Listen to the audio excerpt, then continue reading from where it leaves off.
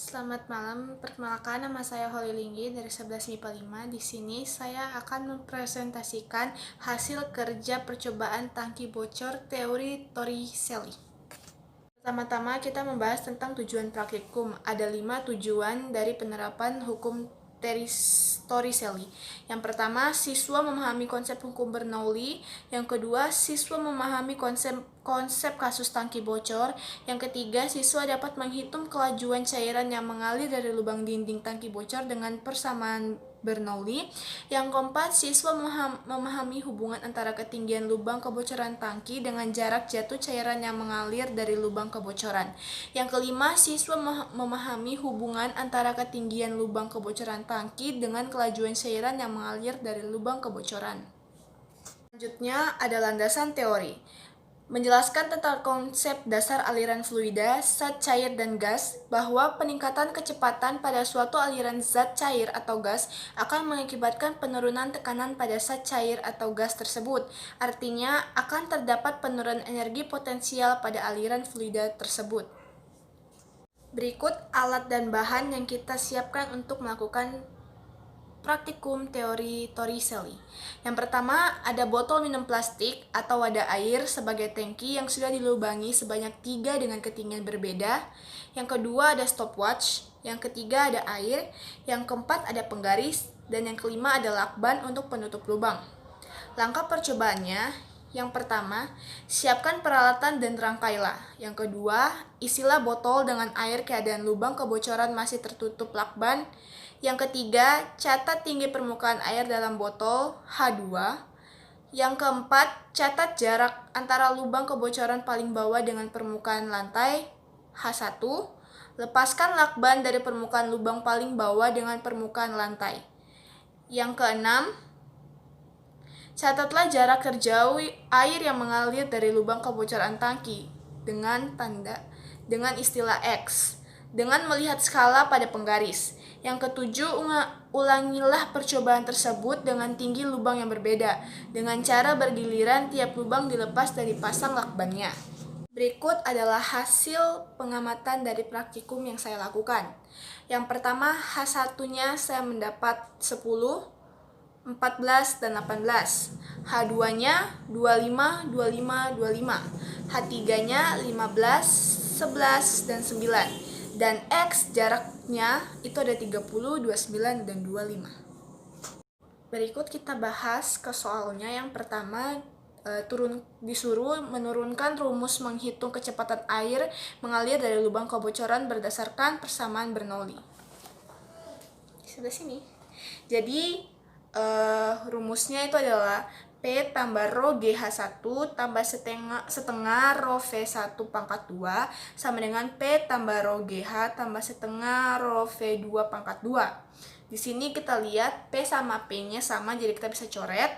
Sisanya adalah rho GH1, rho GH2 pindah ruas ke sebelah kiri, jadinya rho GH2, rho GH1 kurang rho GH2 sama dengan setengah rho V2 kuadrat.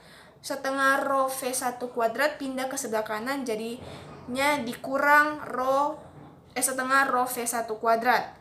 Di sini karena sebelah kiri rho sama G-nya sama, jadi kita bisa singkatnya seperti ini. Rho G dibuka kurung H1 kurang H2. Di sebelah kanan juga karena setengah kali rho itu sama, jadi kita bikin setengah rho kali V2 kuadrat kurang 0 kuadrat.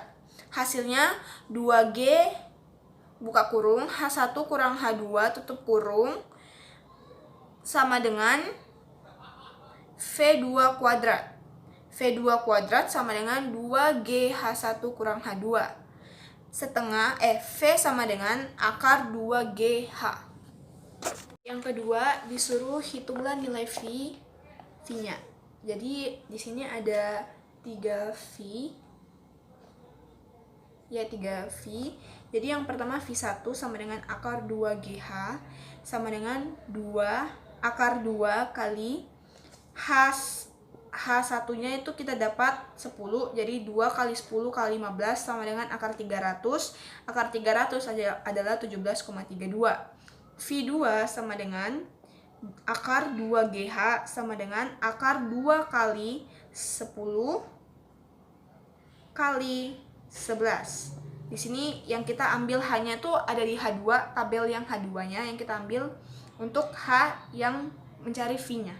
Jadi dapatnya yang V2 akar 220. Akar 220 sama dengan 14,83.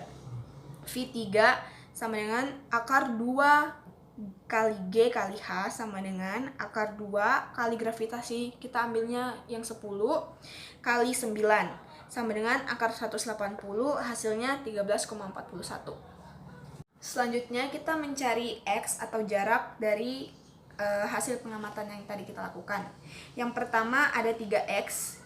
Kita masuk yang X pertama, X1 sama dengan 2 dikali H2 dikali H1 sama dengan 2 akar 15 kali 10 sama dengan 2 akar 150 sama dengan 24,48.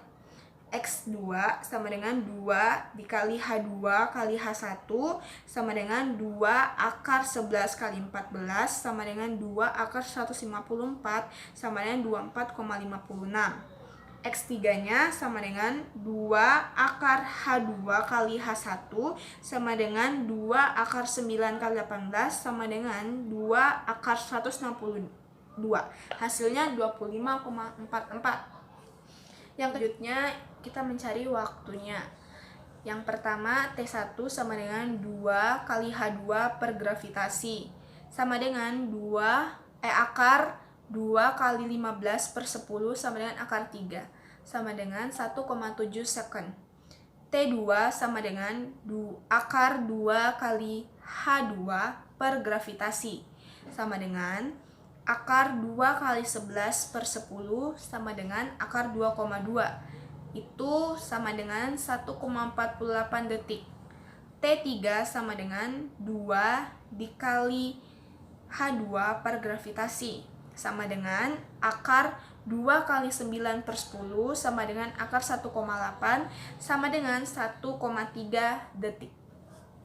Kelima, kita disuruh membandingkan hasil pengamatan dengan hasil yang kita cari dari rumus-rumus tersebut.